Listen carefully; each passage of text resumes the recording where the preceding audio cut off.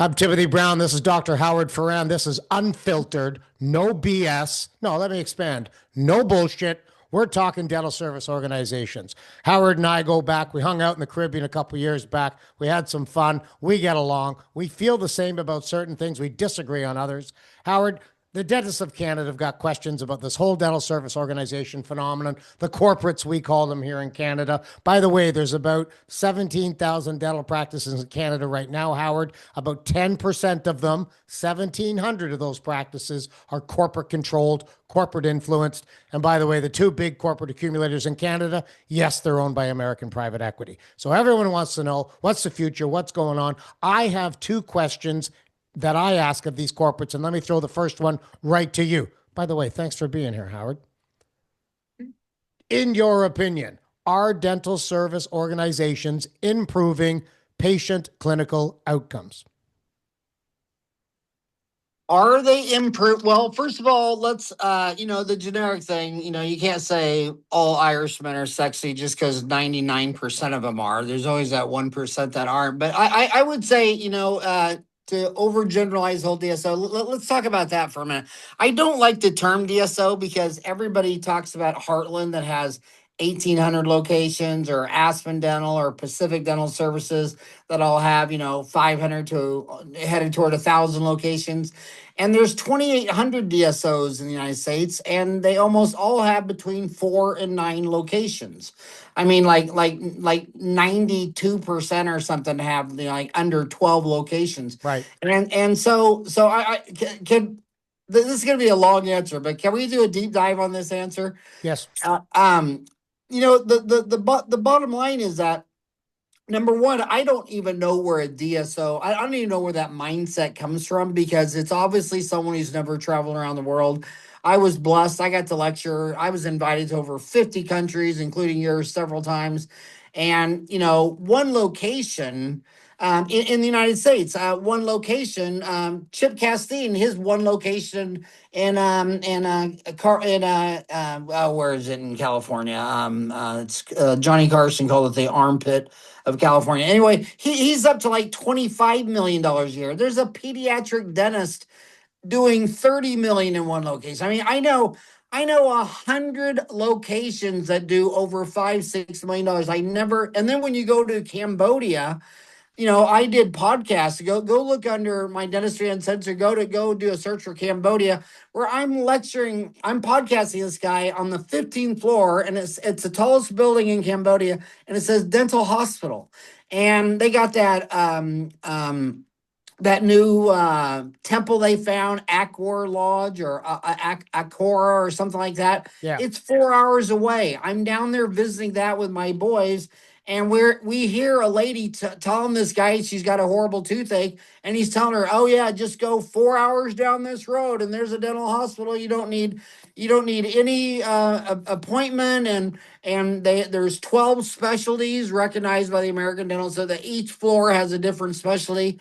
And so I never and when you go to a DSO conference, it's bizarre how everybody's ego is based on locations. Oh, they're talking about how many locations you got. Oh, we're 40, but we're looking at merging with 12. Oh my God, you're already going to be at 52 What the hell is a location? I don't even understand what a location is. If someone came to Phoenix, Arizona, where they got two major interstates, 10 going east-west and 17 and 60, and put a dental hospital right there on the corner, it could be 20 stories tall, and they could do probably 100 million a year. So I don't even know what the location thing is, but most DSOs work like this.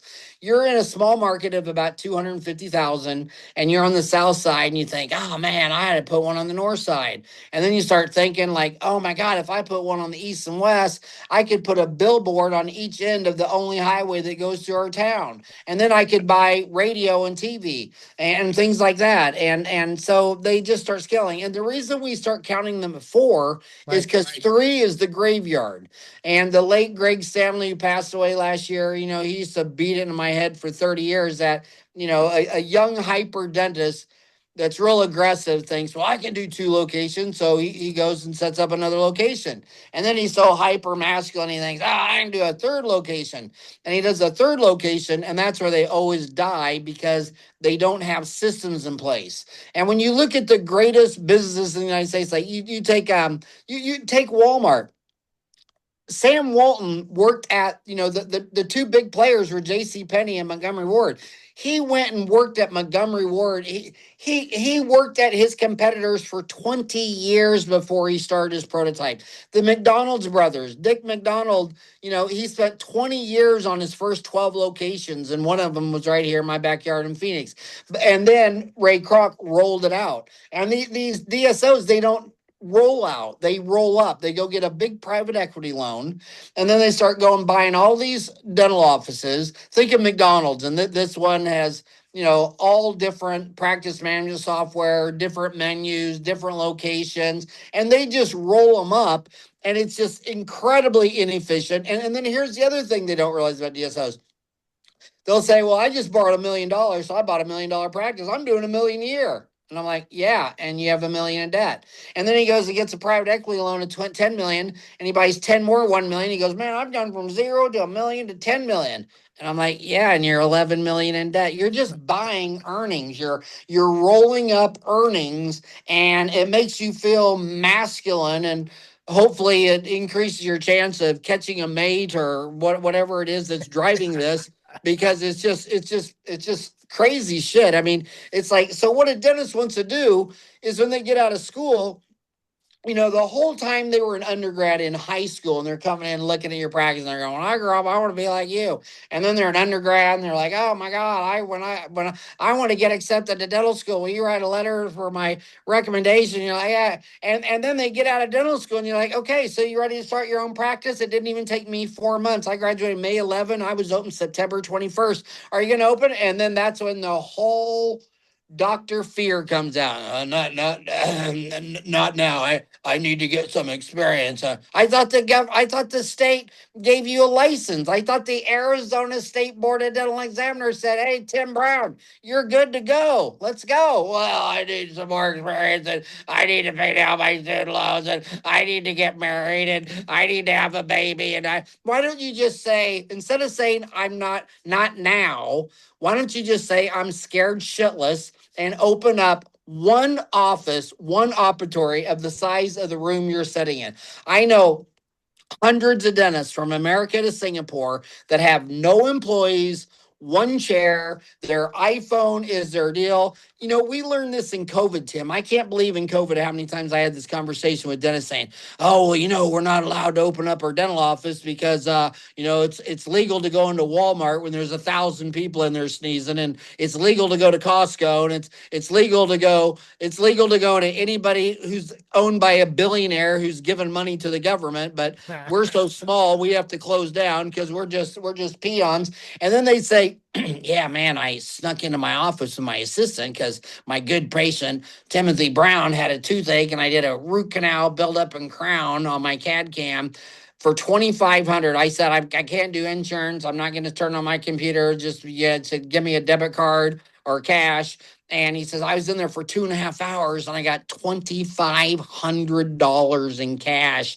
And then someone called me later, and they broke their tooth. And I said, well, I can't do insurance. We're closed. The government says we're closed. But if you meet me at the door with $1,000, I'll numb you up. I'll prep your tooth. I'll make a Cerac, and you'll be out the door in 2 hours. And I said, but anyway, and all these others, like, man, I was making bank through COVID because I didn't have all the overhead. I didn't have all the payroll. I didn't have all these recalls and no-shows and all this bullshit. And I'm like, yeah, it's called solo practice. It just opened up, no employees. And then if you start to expand, you get another chair, get a hygienist. Maybe one turns into 2 to 3 to 4. Maybe it turns into a 15-story building called a dental hospital. And when you're me and Tim's age at 62, you'll sit there, you'll be doing $100 million in the same parking lot where you used to have one location. So the DSO thing, and then we say DSO is increasing the quality. Well, Clear Choice is my favorite DSO because they had a unique business model. They took the dental laboratory technician, and the prosthodontist and the surgeon, and they started this Clear Choice where you can have all on four for $25,000 an arch. And they would come in to a market like Phoenix, and they started buying all this television advertising and the off-peak stuff. You obviously don't buy a commercial during the Super Bowl, but between 7 o'clock at night and 10 o'clock at night, there's 100 channels on your cable television, and you can get a lot of those channels for $100 for 30 minutes. And they were buying all this. And at first, the oral surgeons and periodontists were pucking up their chests, like, oh, I don't like this Clear Choice. I don't like this DSO bullshit. And then it's like, talk to him again in 6 months, like, God dang, everybody's coming into my referrals saying, have you been seeing these all on four commercials? And I don't like my denture. Can you do that? It's like, this lady has been going to a low self-esteem loser dentist for 25 years. And I can say that because I'm on the no bullshit hour with my buddy Tim Brown. And the bottom line is, I'll tell you why. I can prove right now how 98% of all the dentists in Canada, and well, I won't say 98%, I'll say over 90%. I'll say 95% of all the dentists in Canada and the United States have no self-esteem. And that is because the average price of a new car right now is $50,000. $50,000. All on four, Clear Choice, $25,000 an arch. For the price of a new car, you can have new teeth. And 95% of the dentists practice their entire life and never once present one treatment plan for the price of the new car. Even though if a dentist has got 2,000 patients, what percent of those patients will buy one new car in their lifetime? Every one of them. Yeah, but Dennis, Dennis, like, oh well, Tim, I don't want to offer you what's best because Delta Dental and Blue Cross might not pay for it, and the Medicaid might not pay for it, and I might make people mad. I went to school 8 years, and when you buy a new car, my God, every time my four boys, one of their friends would buy a new car, they'd always have to bring it by, and we'd all have to go out there and lick its hubcaps and listen to the radio, and because he was so excited.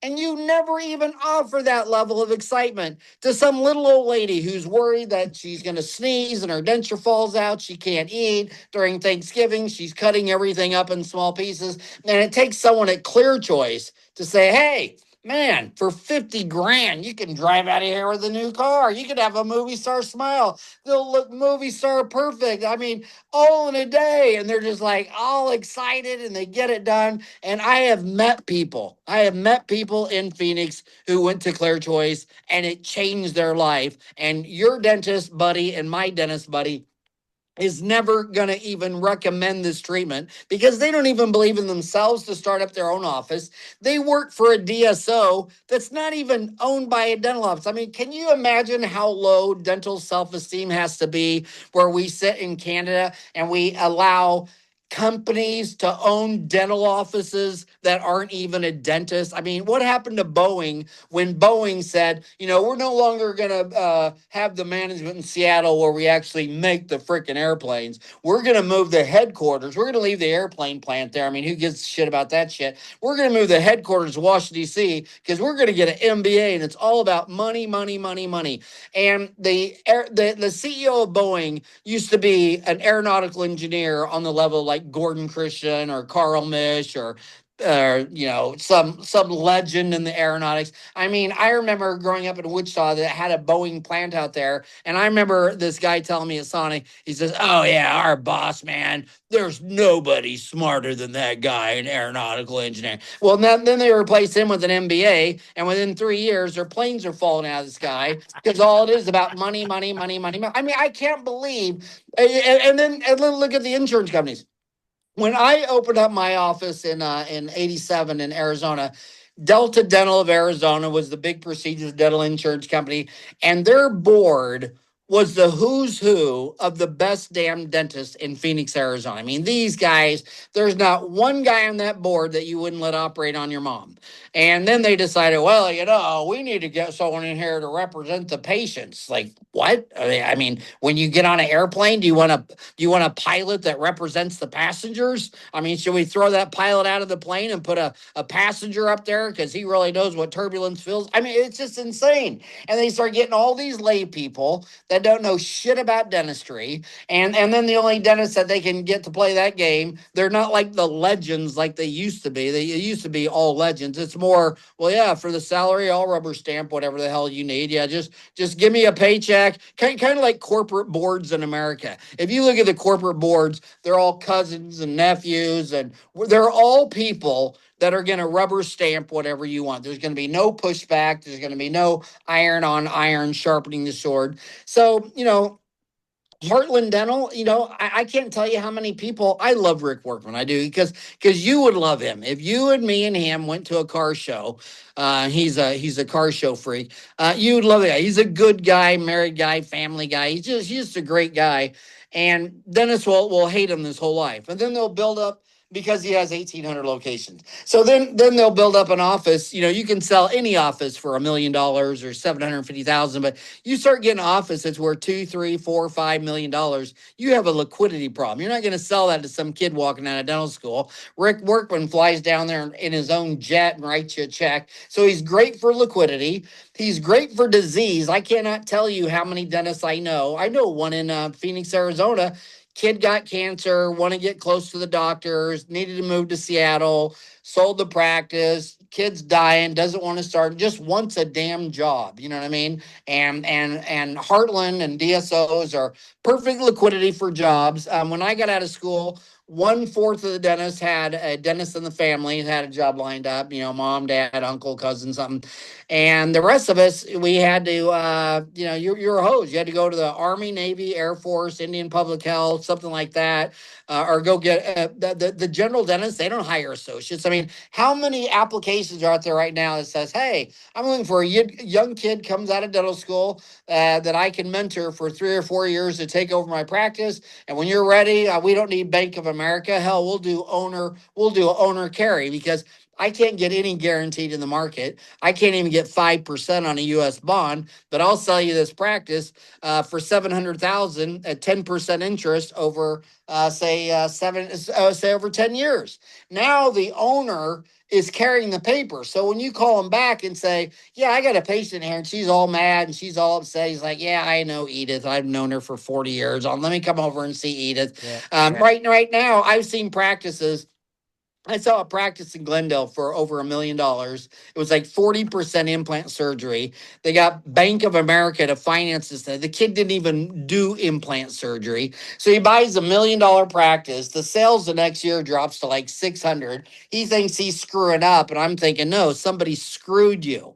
Somebody intentionally screwed you, and the bank probably wasn't smart enough to go along with it. I like the owner carry, and I like the DSO as competition. Who was the first dental office in Phoenix, Arizona that was open on Sunday? They always say dentists aren't real doctors. They're not, because if you fall off your bicycle on a Sunday and break your leg, an ambulance will take you to a hospital where real doctors will fix it. But if you fall off that bike and break out your front teeth, there's nobody open in the city of Phoenix, Arizona. And who was the first person to open up Sundays? No, it was Sunshine Dental. It was Ed Silker out of Wisconsin that came down here and started a DSO called Sunshine Dental, north, south, east, west. And it's like, man, if you're a patient on a Sunday and you're a doctor who's unlisted, who doesn't check his phone bills, he doesn't give a shit if you got a busted out tooth all day Sunday long. I mean, that's not a real doctor. I mean, I had a kidney stone problem last month and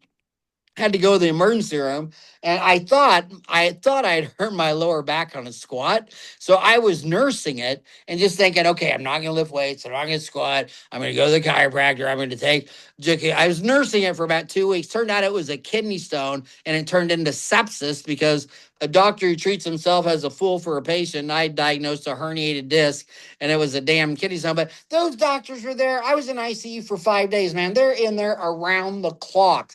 I'll never forget. I woke up at 1 o'clock in the morning. I said, "Man, it's hard to sleep in here." And he goes, "Oh, sorry. Well, I actually went home at 5, and then the nurses are worried about you. So I'm back down here at 1 o'clock in the morning checking on your ass. But I'm sorry. It's hard to sleep in the ICU." And he kind of read me the right act. So I think DSOs are competition. Do I want my grandchildren to go to a DSO? No. When I sold my Today's Dental, because I just couldn't see anymore. I believe in treat other people like you want to be treated, and with loops on and a headlight and starting about 60. I mean, I just couldn't see. And so I sold my practice, and I could have got much bigger bank selling to a DSO. They like to get big name brand people, and I was not going to do this because I don't want my daughter to go to my granddaughter to go to a dentist where the owner is not even a dentist, and they're having contests that whoever does the most CERAC crowns wins a trip to Hawaii. Well, how would you like to go? How would you like to go to a heart bypass doctor, and everybody on the team is trying to do the most bypasses to win the trip to Hawaii? I mean, wouldn't you be thinking, God, do I even need a bypass? I mean, do we have to So have a bypass? I think that answers my first question: is the DSO improving patient outcome? And you don't want your grandkids to go to a DSO. Enough said.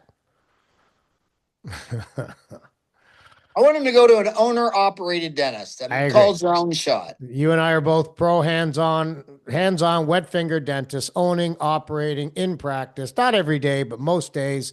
Have associates if you need them, but we're pro solo owner or pro dentist owner at the very minimum. Second question: when a dentist does decide to sell to a DSO, and you chose not to, Howard, good for you. You made your choice.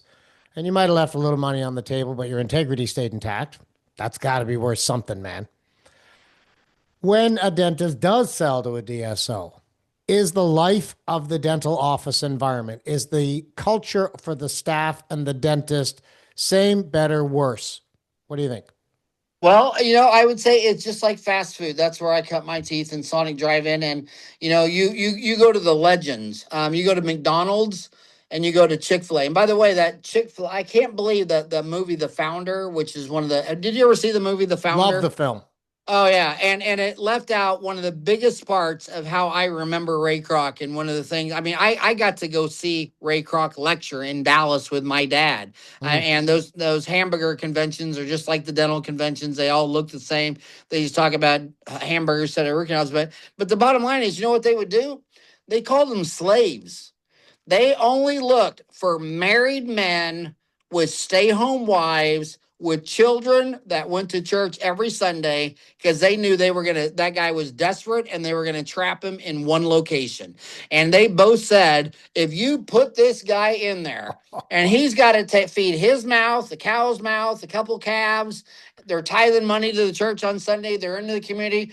That guy will be the first employee there, last leave. He'll give it everything you got. And McDonald's numbers were unbelievable. Then Chick-fil-A comes along and says, not only are we going to get that guy, stay home wife, kids, go to church on Sunday, we're not even going to be open on Sunday because it's the Sabbath. And they did 2 million extra year. McDonald's is doing 3 million. They're doing 5 because they got the right owner operator.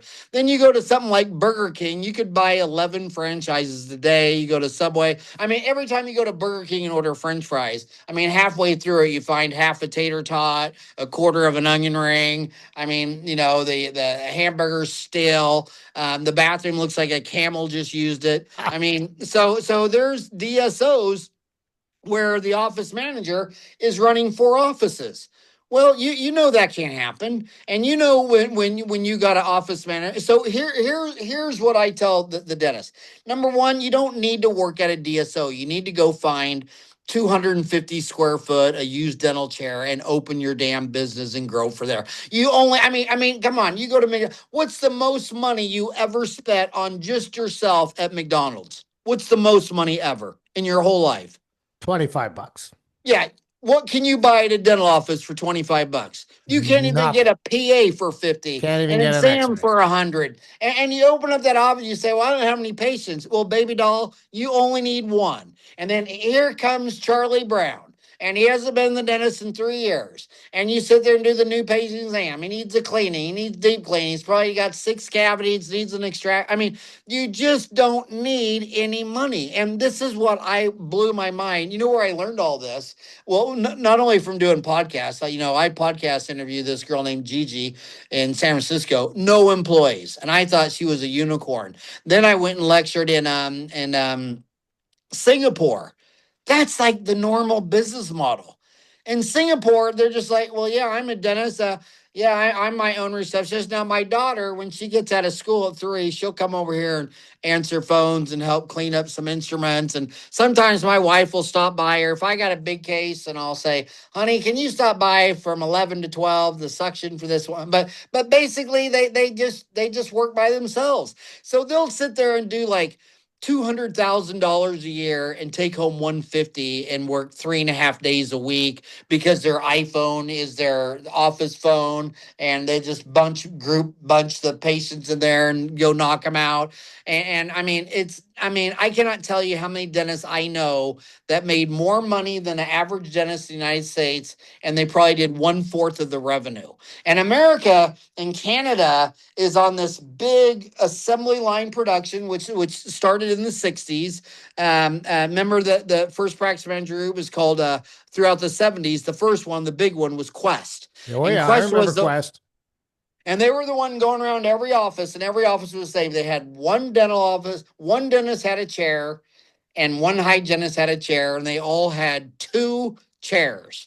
And Quest knew if they went in there and coached them and they opened up 2 more chairs and got and trained that dentist, well, just numb this crown and then run over here and do a crown seed, or numb this tooth for a filling and then run over here. But they got him doing the multi-chair deal so they could go double any practice in America. And for 10 years, they were the rock stars of dentistry. They could double anyone's practice by just doubling his chairs. And that's a good deal. We know that hospitals, the whole cash flow is based on the emergency room.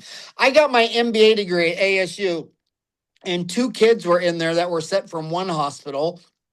One kid was sent from another hospital, and then I think 2 were sent from the Arizona Heart Institute. I mean, it's big business, and they just, they love that emergency. And dental offices, when you see a dental office that has an emergency room and you create that culture, and everybody says, look, if you have an emergency, you don't have to call the front desk and make an appointment. Man, if it's an emergency, just come on down. And my staff hated it when I said that. But I said, oh, well, why don't you want to come down right now? Because you got someone scheduled in the emergency room for a filling, and you're not doing it right. So we expanded. We went from 4 chairs to 8. And we always had an emergency room. Oral surgeons and endodontists will usually have 2 because, the average specialist needs 25 referring dentists to make their money.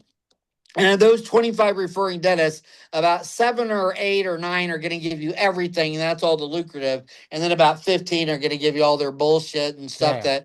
that, all that stuff. And so I'm an A+ referral to an endodontist, and I send you over a toothache, and you think we're going to say, well, we can't see you today.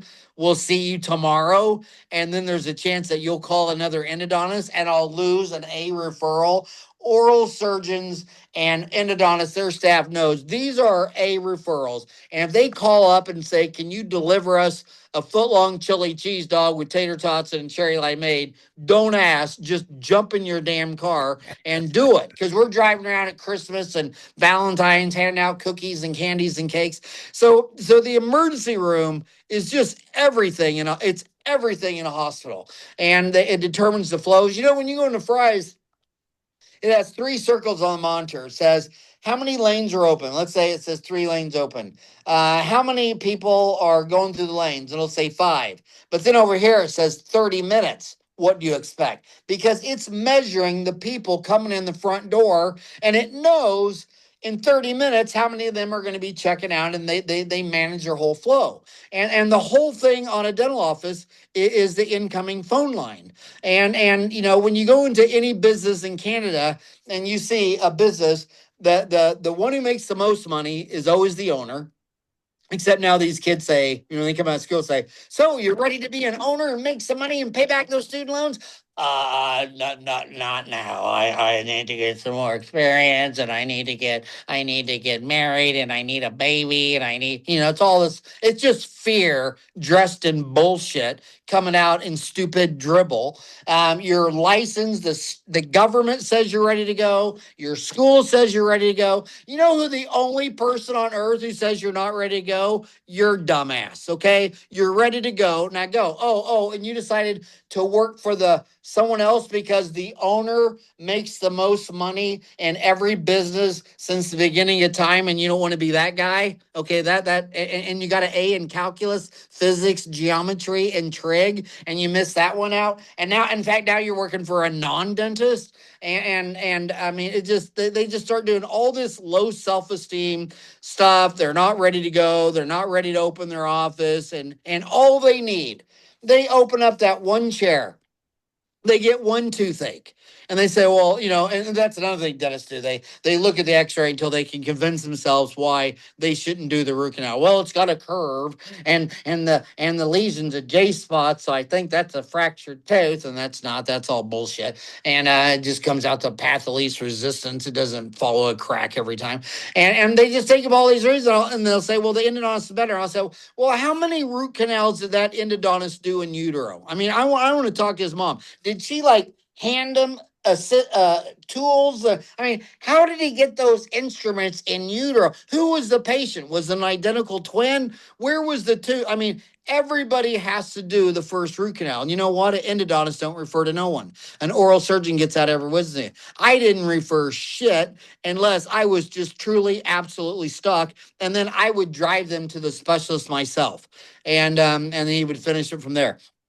But it's just fear. It's just fear. And you and I, we might not be the two smartest man in dentistry, but our balls definitely drag on the sidewalk when we walk. We don't live in fear. I mean, we've seen patterns. We know this works, and you work for yourself. You're a dentist in Canada, one of the 20 richest countries in the world, and you think the sky's falling. You're a doctor in the United States of America, and so you're not ready to work for yourself. You're ready to throw in the towel. You're ready to go work in some DSO or some office managers showing you your x-rays in the morning. I've heard this so many times.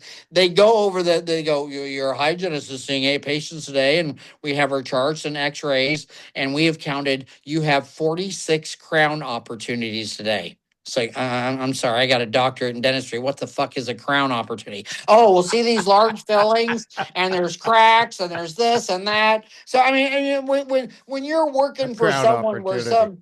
some crazy ladies up there telling you about crown opportunities, and the owner's telling you if you CIRAC the most of them, you'll win a free trip to Hawaii. Run. Run. And then when you go apply at a dental office, this is how crazy the young dentists are. They'll call me back and say, Howard, I'm from Fort Scott, Kansas, and I finally graduated from University of Missouri, and I want to go home. And there's 2 dental offices hiring right now. One will pay me 25%, but I don't have to pay the lab bill. The other one will pay me 30%, but I got to pay half the lab bill. Which one do you think I should do? And it's like, dude, I hope you don't get on Match.com. If you think that's how you find an employer or a mate, you're completely out of your mind. I mean, I don't know. I would go to both offices. I'd meet everybody in the office. I'd first ask them, well, how long you work here? You go into one office, no one's worked there longer than 3 years, and the doctor's on his 3rd wife. And then you go in another office, and the new dental assistant has been there 8 years, and the doctor has this trust factor, this word of mouth referral. When you're selling the invisible, I'm going to need some trust. And that's why people like brand names. They like brand names because they figure, well, it was a Mercedes Benz, it was a Toyota Tundra. I just believed in the brand. And the only way they can believe in the dental office brand is no staff turnover. They go in there, it's always the same the Batman was on the same bat channel at the same bat time on the same bat station every day. KAKE channel 4 in Wichita, Kansas, and got out of school at 3:30 and run all the way home, not to miss Batman. You go in there. I had my first assistant, Jan, and she was still working there when I left. When I sold my office, the new hygienist, she'd been there 12 years. And then I would ask patients all the time, well, do you have any questions? You say no. And then I'd leave and they turn to Jan and they say, well, why can't I just pull it? Or why can't I? They just felt more comfortable talking to Jan. And then when they'd say, well, is he good with kids? Well, this is where I'd send my kids. Does he know how to do Invisalign? And they go, are you doing my Invisalign? And, it's all trust. It's all, and plus, I was getting all these patients from DSOs that were saying, well, I went in there and they said I had 4 cavities. And I went in there and I scheduled the 2 on the right. And then when I went in to do the 2 on the left, that dentist no longer worked there. And the new dentist that worked there said I didn't have 2 cavities on the left. I had 3. And that whoever did the filling over here did it wrong and it needs replaced. I'm like, well, it was done here by Dr. G. And they're like, oh, I don't even know who that is. And anyway, it's just like they get to EBGBs and they run out of the room. I mean, when you walk into a bank or a hospital, they try to build this big building, this big presence to say, yeah, we're a big bank and we're steady and you can trust us with a 5-year loan or a 10-year product or a 401k. You can trust us. And when you go into a dental office, it's just staff turnover. Just you ought to put it right on your door. Here's all the staff members. Here's how long they worked. It's a revolving door. Walgreens peaked at 8,500 locations. They then delisted. They went private equity. They're now down to 800 locations. They've lost 500 locations since the last time you and I saw each other. And I mean, the pharmacist turnover. People don't want to work there anymore. I mean, yeah, it's just They sell medicine in the back, and look how inconsistent Walgreens is. Okay, you're selling medicine in the back, so I trust this place is healthy, right? Oh well, you're selling cigarettes at the front. You're selling liquor at the front. And then when I go in there, because there's one real close to my office, to go vitamins, and I'm asking ChatGPT, okay, when I take magnesium, which one do I have? And I'm asking ChatGPT, and they don't even have the right supplement and I go to the pharmacist. I'm like, yeah, but you're a pharmacist, man. You went to college. How many years you go to college? 6, 7, 8 years of college, and your store can't even sell the recommended way to deliver magnesium or whatever the hell it is. I mean, Walgreens was a joke. They weren't for health. It was just a money scam. They weren't keeping their pharmacists. They can't even sell a damn vitamin that is in its recommended most absorbable form. And if you don't believe me, you can buy some cigarettes on the way out the front door. That's a DSO. Ladies and gentlemen, if you haven't met Dr. Howard Farran, you have now. He's unfiltered, he's unbridled. He is one of my great heroes in the dental industry in the world, not just in North America. There's about 100 different things to unpack from that, and I don't have time to do it today. But, ladies and gentlemen, the dentists of Canada, my following, I'm up to almost 20,000 now, but you got to listen to Howard. He's all over Dental Town. If you don't know Dental Town, you need to know it. He is the leader, the founder, and the inspirational voice behind it, if you haven't concluded that. I wrote a book, said why a dental practice is indeed an exceptional investment, because I believe in solo ownership. I believe in dentists being owners of dental practices. I do believe that the dental office can be a very positive environment where your staff are inspired, you're the leader, you're supplying and providing for your family. The patients will feel that. They will refer their friends and family. And every patient in your chair today is the only patient in your chair at the moment. And you can have a very, very successful career in dentistry. The whole corporate phenomenon and landscape, it is here, it's here to stay. I don't like it one bit. My views are similar to Howard's, just a little more personal. I think you should stay solo, be the owner of your practice, be the captain of your ship, and be in charge of your destiny as a clinician and a business owner. Howard Farran, wow. I don't know what to say. I mean, what are your closing comments? And then we'll let the viewers go. I was trying to think of where we last met. It was an island. Was it? Barbados. It was Barbados. Man, that was so damn fun. Let's do Barbados again. And but hey, back to the DSOs. I mean, right now in the United States, it's only 20%. 4 out of 5 are doing it the way you and I want to. So yeah, they're competition. They're scary. They're food for thought. It's always 2 steps forward, 1 step back. But dentistry ain't going nowhere. 10,000 years from now, people are going to want to go to a dentist, and you're going to have to touch them and lead them back, and they don't know what's going on. They have to trust you. Dentistry ain't going nowhere, but all these fads come and go.